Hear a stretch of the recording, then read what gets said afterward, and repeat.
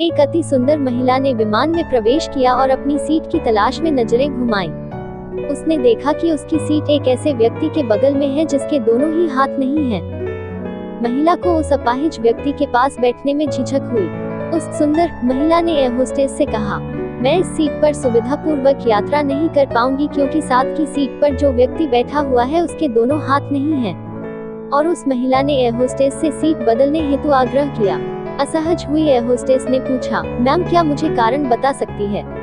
महिला ने जवाब दिया, मैं ऐसे लोगों को पसंद नहीं करती।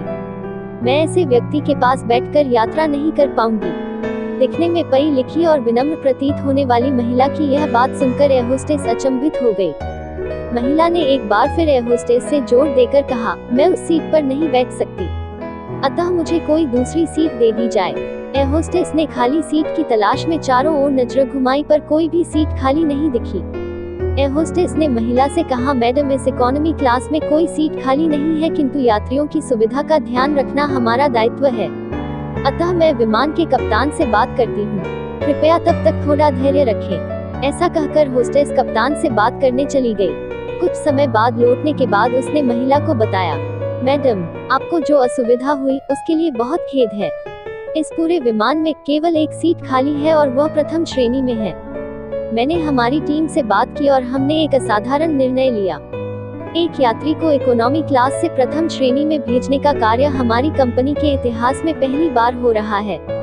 महिला अत्यंत प्रसन्न हो गई, किंतु इसके पहले कि वह अपनी प्रतिक्रिया व्यक्त करती और एक शब्द भी बोल पाती, एयर होस्टेस उस अपाहिज और दोनों हाथ विहीन व्यक्ति की ओर बढ़ गई और विनम्रता पूर्वक उनसे पूछा, सर क्या आप प्रथम श्रेणी में जा सकेंगे?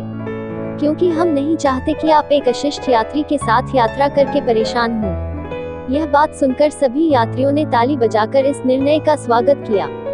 वह अति सुंदर दिखने वाली महिला तो अब शर्म से नजरें ही नहीं उठा पा रही थी। तब उस अपाहिज व्यक्ति ने खड़े होकर कहा, मैं एक भूतपूर्व सैनिक हूँ और मैंने एक ऑपरेशन के दौरान कश्मीर सीमा पर हुए बम विस्फोट में अपने दोनों हाथ खोए थे। सबसे पहले जब मैंने इन देवी जी की चर्चा सुनी तब मैं सोच रहा था कि मैंने भी किन लोगों की सुरक्षा के लिए अपनी जान जोखिम में डाली और अपने हाथ खोए। लेकिन जब आप सभी की प्रतिक्रिया देखी तो अब अपने आप पर गर्व हो रहा है कि मैंने अपने देश और देशवासियों के लिए अपने दोनों हाथ खोए। और इतना कहकर वो प्रथम श्रेणी में चले गए। महिला पूरी तरह से अपमानित होकर सर झुकाए सीट पर बैठ गई। अगर विचारों में उदारता नहीं है तो ऐसी सुंदरता का कोई मूल्य नहीं है। मेरे पास ये कहानी आई थी, मैंने इसे पढ़ा तो हृदय को छू गई, इसलिए पोस्ट कर रहा हूँ। उम्मीद करता हूँ कि आप लोगों भी बहुत पसंद आएगी। जय हिंद।